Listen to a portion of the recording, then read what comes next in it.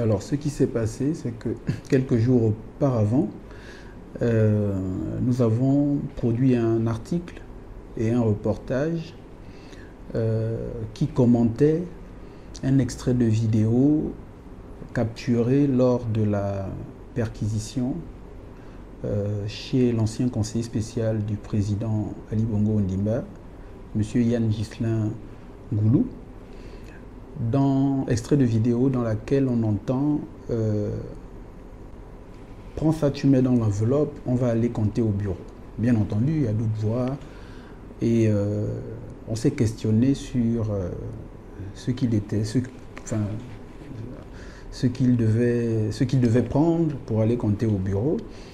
Et vous savez, dans le style du commentaire journalistique, puisque là on a les faits, c'est une vidéo, on entend la voix, le journaliste qui a traité le sujet distingue la voix et il l'attribue au procureur de la République. Et dans les commentaires, il se questionne sur la destination des fonds. C'est un style journalistique. Et le procureur de la République a estimé avoir été diffamé. Les propos, du moins le contenu de l'article et du reportage sont des contenus journalistiques. Et en République gabonaise, depuis 2018, plus précisément depuis le 23 février 2018, à travers l'ordonnance portant modification et de la loi, ou du moins du code de la communication, il n'est plus possible de poursuivre pénalement des délits ou des entraves à la réglementation par voie de presse. Donc, on a estimé au cours de l'audition que les OPJ se trompaient, qu'ils n'avaient pas à nous auditionner parce que si délit il y avait, c'était un délit de presse et qu'en tant que tel, c'est la haute autorité de la communication qui pouvait être compétente. Ils ne l'ont pas entendu de cette oreille et certains d'entre eux nous ont affirmé que la volonté du maître des poursuites, c'était de nous garder à vue et dès vendredi nous écrouer pour diffamation. On n'a pas subi de sévices du tout. On est resté. Moi, par exemple, je suis resté toute la journée sans manger. J'ai été autorisé à aller prendre une bouteille d'eau que j'avais dans ma voiture jusqu'à mon audition. Et j'avais bon espoir qu'à la fin des auditions, nous allions rentrer chez nous, puisque je leur avais déjà maintes fois expliqué qu'on était en face d'une procédure qui n'avait pas lieu d'être, pour la simple raison que nous étions des journalistes. Dans mon cas, j'ai été convoqué en ma qualité de directeur de publication. Donc, parce que je suis le responsable du média, Lionel Benguesson a été convoqué en sa qualité de rédacteur de l'article, Esther Kenge, parce qu'elle a posé la voix, et Karl Moore, qui est un journaliste reporter d'image, parce qu'il a monté le reportage. Donc, vous voyez bien que chacun était convoqué au nom de sa qualité de journaliste et pas parce que c'était des Gabonais lambda qui ont diffamé une autorité. Aux environs de 23h30 par là, on nous fait sortir et on nous dit qu'on va être reconduit par un véhicule de la DGR, chacun chez soi. Ce n'est que le lendemain, à la suite d'un entretien avec le ministre de la Communication, que cette dernière va nous expliquer qu'une fois contactée par le Premier ministre, elle s'est attelée à nous tirer de cette situation qu'elle a estimée être illégale et contraire à la législation en vigueur et qui ternissait l'image du Gabon.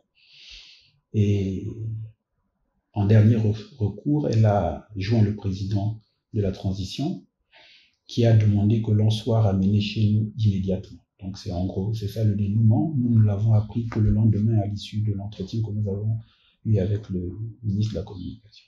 Donc c'est le Premier ministre qui a été saisi et qui a ensuite instruit son ministre de la Communication pour que les journalistes soient libérés avec l'intervention directe du président de la République.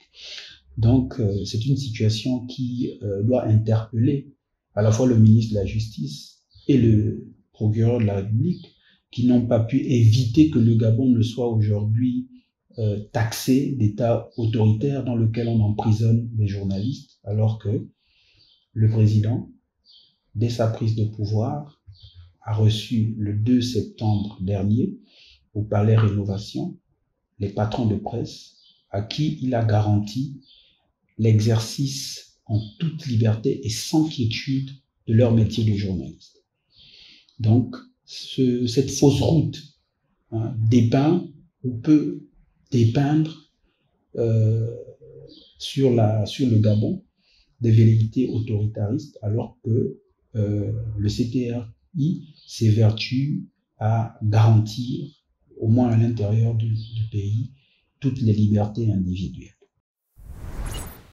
Ça fait plus de 7 ans que j'exerce, 7 ans que j'ai créé Gabon Media Time, mais je peux vous assurer qu'en 2016 et 2023, aucun journaliste n'a été gardé à vue.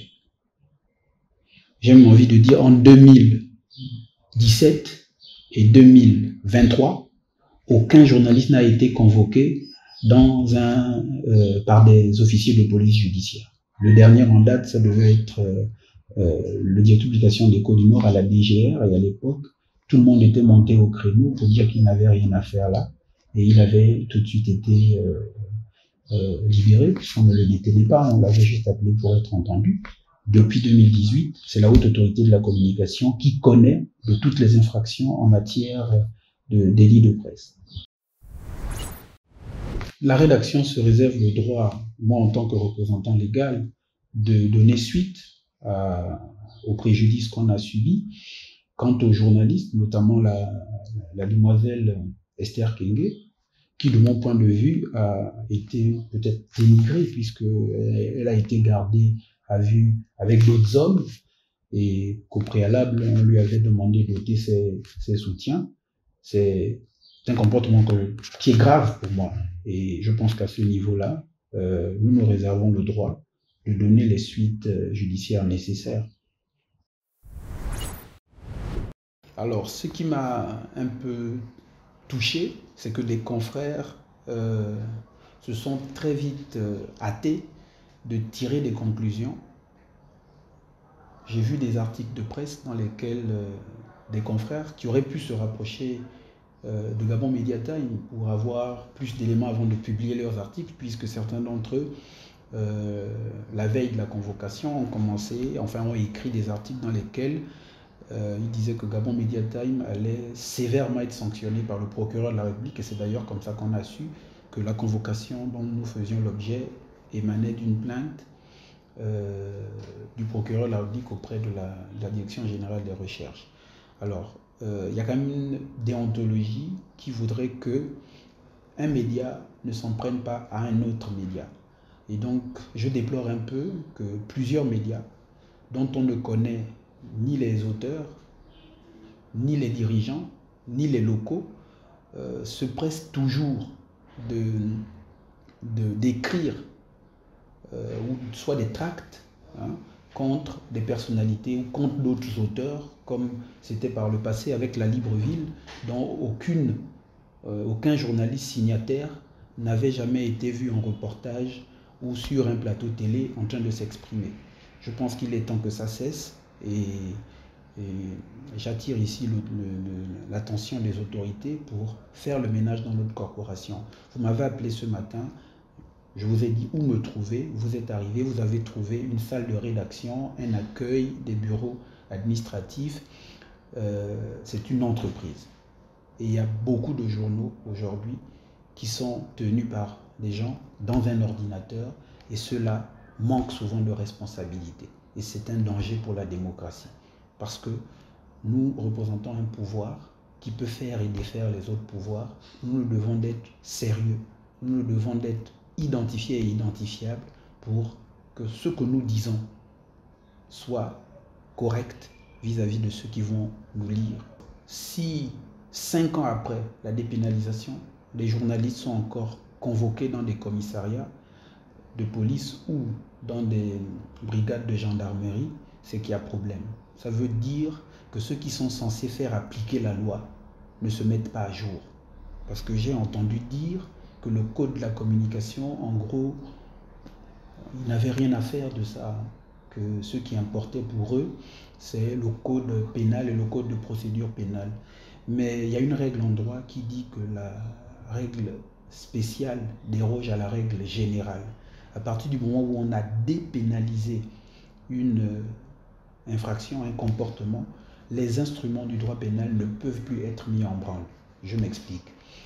Si le délit de presse est dépénalisé, on ne peut plus saisir un agent ou un officier de police judiciaire, un procureur de la République, un juge d'instruction pour que un juge correctionnel prononce une sanction pénale, puisque c'est dépénalisé.